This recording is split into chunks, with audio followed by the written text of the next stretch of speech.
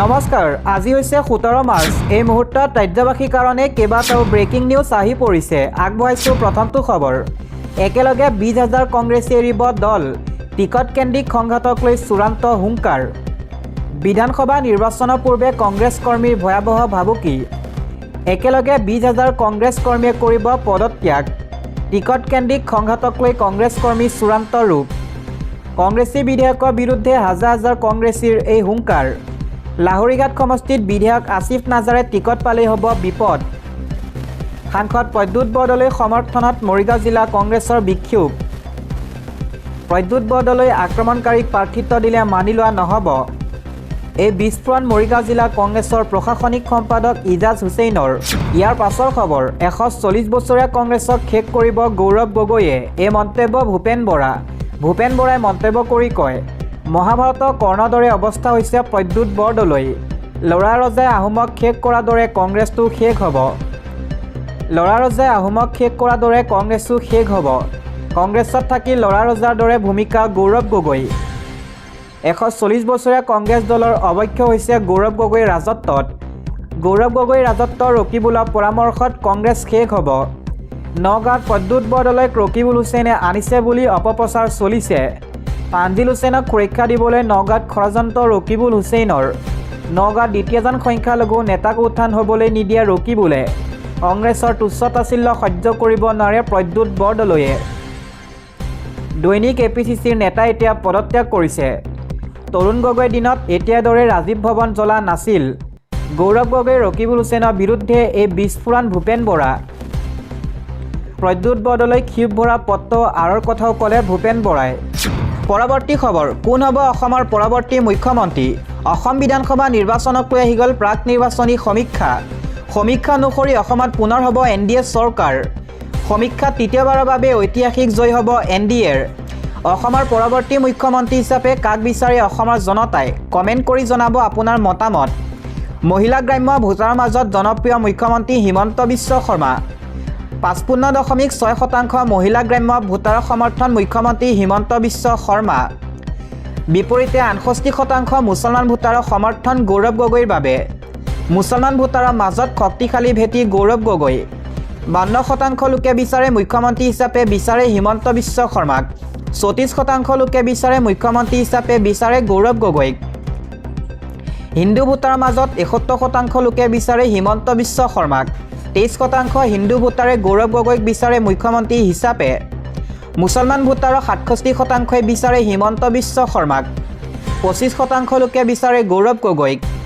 বয়স অনুযায়ী 18 পৰা 35 বছৰৰ ভোটাৰ 48%ই বিচাৰে হিমন্ত বিশ্ব শৰ্মাক। 44% যুৱচামে বিচাৰে গৌৰৱ গগৈক। মহিলা ভোটাৰৰ মাজত 66%ই বিচাৰে হিমন্ত বিশ্ব শৰ্মাক। 18% মহিলাই বিচাৰে গৌৰৱ গগৈক। IND চইচ গ্ৰুপে প্ৰকাশ কৰিছে এই সমীক্ষা। আসনক লৈও প্ৰকাশ কৰা হৈছে প্ৰাক নিৰ্বাচনী সমীক্ষা। আমি আপোনালোকক সেইসমূহ জনোৱাৰ চেষ্টা কৰিছোঁ। NDA মিত্ৰজোঁটৰ BJP সাম্ভাৱ্য আসন হৈছে 95 পৰা 100খন আসন। NDAৰ 58% ভোট শ্বেয়াৰৰ সম্ভাৱনা আছে। কংগ্ৰেছ মিত্ৰজোঁটৰ কংগ্ৰেছৰ সাম্ভাৱ্য আসন হৈছে 10 পৰা 13খন আসন। কংগ্ৰেছৰ ভোট শ্বেয়াৰ 24%। AIUDFৰ সাম্ভাৱ্য আসন হৈছে 0 পৰা 2খন আসন। AIUDFৰ ভোট শ্বেয়াৰ 2.50%। প্ৰাক নিৰ্বাচনী সমীক্ষা প্ৰকাশ দ্য নিউজ টেবৰ। আগবঢ়াইছোঁ ইয়াৰ পাছৰ খবৰ, অহা 5 বছৰত বাংলাদেশী মুক্ত অসম গঢ়িম। এই মন্তব্য মুখ্যমন্ত্ৰী হিমন্ত বিশ্ব শৰ্মাই কয়, বাংলাদেশীৰ হাতত থকা এক কথা মাটিও মই উভালি আনিম। এই অসমত আমি বাংলাদেশীক ৰঙা পীৰা পাৰিবলৈ নিদিওঁ। আমি এটা বাংলাদেশীক বুলডোজাৰ চলাই উচ্ছেদ কৰিম। আমি কেতিয়াও আত্মসমৰ্পণ নকৰোঁ, কাকো ৰঙা চকু দেখুৱাবলৈ নিদিওঁ। আমাৰ মাতৃভূমিক আমি ৰক্ষা কৰি নতুন অসম নিৰ্মাণ কৰিম। কাজিৰঙাত আমি আকৌ কেতিয়াও গড় মাৰিবলৈ নিদিওঁ। BJP যুৱ শক্তিৰ সমাৰোহত মিয়াৰ বিৰুদ্ধে এনেদৰে গৰ্জন মুখ্যমন্ত্ৰী হিমন্ত বিশ্ব শৰ্মাৰ। বাংলাদেশী মিয়াক খেদাৰ হুংকাৰ দিলে মুখ্যমন্ত্ৰীগৰাকীয়ে। বাংলাদেশীৰ পৰা আমি অসমীয়াক ৰক্ষা কৰিমেই বুলি তেওঁ মন্তব্য কৰে মুখ্যমন্ত্ৰীয়ে। দিব লৈছোঁ আন এটা খবৰ, অসমত ৰাহুল গান্ধীক সকিয়নি অমিত শ্বাহৰ। বিশ্বৰ ভিতৰতে আটাইতকৈ সফল AI সামিট অনুষ্ঠিত হৈছিল দিল্লীত।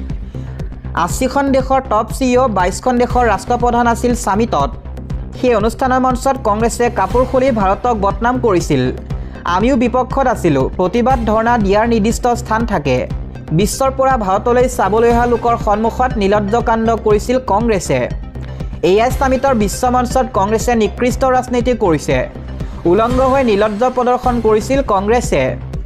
অসমৰ মঞ্চৰ পৰাই ৰাহুল গান্ধী কটাক্ষ কেন্দ্ৰীয় গৃহমন্ত্ৰী অমিত শ্বাহৰ। নৰেন্দ্ৰ মোদীক বিৰোধ কৰি ভাৰতৰ বিৰুদ্ধে নামিছে। নিলজ্জ ঘটনাৰ বাবে ক্ষমা খুজিব লাগিছিল ৰাহুল গান্ধীয়ে। ক্ষমাৰ সলনি উলংগ হোৱাসকলক সিংহ আখ্যা দিছে ৰাহুলে। দেশৰ কোনো সচেতন নাগৰিকে এই কাৰ্যক সমৰ্থন নকৰে। সংসদৰ দুৱাৰত বহি চাহ পকৰি খাই থাকে। এনে কাৰ্যই ভাৰতক বিশ্বৰ সন্মুখত বদনাম কৰে।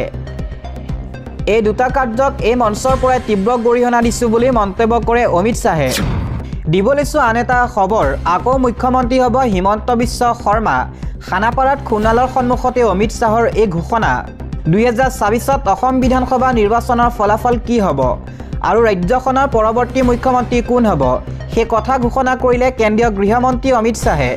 নতুন দিল্লীত অসম তথা 5 ৰাজ্য নিৰ্বাচনৰ দিন ঘোষণা কৰা দিনাই গৃহমন্ত্ৰী অমিত শ্বাহে খানাপাৰাত এক বিজেপি যুৱ শক্তি সমাৰোহ অংশ লৈছিল। বিভিন্ন বুথৰ পৰা অহা 1,25,000ৰো অধিক বিজেপি যুৱ কৰ্মকৰ্তাক উদ্দেশ্যে অমিত শ্বাহে কয়, পৰৱৰ্তী চৰকাৰ হিমন্ত বিশ্ব শৰ্মা নেতৃত্বতে আসনত গঠন হ'ব। দ্বিতীয়বাৰৰ বাবে শৰ্মাই হ'ব ৰাজ্যখনৰ মুখ্যমন্ত্ৰী। কেন্দ্ৰীয় গৃহমন্ত্ৰীগৰাকীয়ে এই কথা ঘোষণা কৰাৰ সময়ত মঞ্চত উপবিষ্ট কেন্দ্ৰীয় মন্ত্ৰী সৰ্বানন্দ সোণোৱাল আৰু হিমন্ত বিশ্ব শৰ্মা থিয় হৈ হাত চাপৰিৰে ইয়াৰ সমৰ্থন কৰে। ভাষণত কেন্দ্ৰীয় গৃহমন্ত্ৰীগৰাকীয়ে কয়, যোৱাবাৰ নিৰ্বাচনৰ সময়ত তেওঁ অসমলৈ আহিছিল। বিজেপি নিৰ্বাচনী ঘোষণা পত্ৰ উন্মোচন কৰিছিল।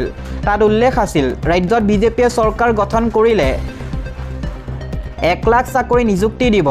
অমিত শ্বাহে কয়, মই এবাৰ আহি হিমন্ত বিশ্ব শৰ্মাক সুধিছিলোঁ কি হ'ল প্ৰতিশ্ৰুতি। তেওঁ জনালে তেওঁ চৰকাৰে 1 লাখ নহয় 1,65,000 যুৱক যুৱতীক নিযুক্তি প্ৰদান কৰিছে। অমিত শ্বাহে তাৰ পাছতে এই যুৱ শক্তি সমাৰোহত উপস্থিত থকা সকলক উদ্দেশ্যে প্ৰশ্ন কৰে যে কোনোবাই এই চাকৰিৰ বাবে 25 পইচা দিব লগা হৈছে জানো। আন এটা খবৰ, গৌৰৱ গগৈয়ে ডাঙৰ ঘোষণা। 3 মাহৰ ভিতৰত নিৰ্মাণ হ'ব জুবিন ক্ষেত্ৰ। কংগ্ৰেছ শাসনলৈ আহিলে 3 মাহৰ ভিতৰতে জুবিন ক্ষেত্ৰ নিৰ্মাণ কৰা হ'ব। দেওবাৰে নিৰ্বাচন আয়োগে ঘোষণা কৰিলে অসম নিৰ্বাচনৰ দিন। বহাগ বিহুৰ পূৰ্বে অৰ্থাৎ 9 এপ্ৰিলত এটা পৰ্যায়তে অনুষ্ঠিত হ'ব অসম বিধানসভা নিৰ্বাচন। তেনে প্ৰাক্ষণত প্ৰদেশ কংগ্ৰেছৰ সভাপতি গৌৰৱ গগৈ এটা মন্তব্য ব্যাপক চৰ্চা কেন্দ্ৰবিন্দু হৈ পৰিছে। দেওবাৰে ডিমৰিয়াত উপস্থিত হৈ জুবিন ক্ষেত্ৰক লৈ ডাঙৰ প্ৰতিশ্ৰুতি দিলে APCCৰ সভাপতি গগৈয়ে। উল্লেখযোগ্য যে যি সময়ত এজাক বৰষুণতে জুবিন ক্ষেত্ৰ অৱস্থা তথৈবচ হৈছিল, সেই সময়ত সেই বিষয়ত সাংবাদিকে সোধা প্ৰশ্নৰ উত্তৰত প্ৰদেশ কংগ্ৰেছৰ সভাপতি গৌৰৱ গগৈৰ মন্তব্য, যদি 26ত কংগ্ৰেছ চৰকাৰ আহে তেতিয়াহ'লে চৰকাৰে গঠন কৰা 3 মাহৰ ভিতৰত জুবিন ক্ষেত্ৰ নিৰ্মাণ কৰি ৰাইজৰ বাবে মুকলি কৰা হ'ব।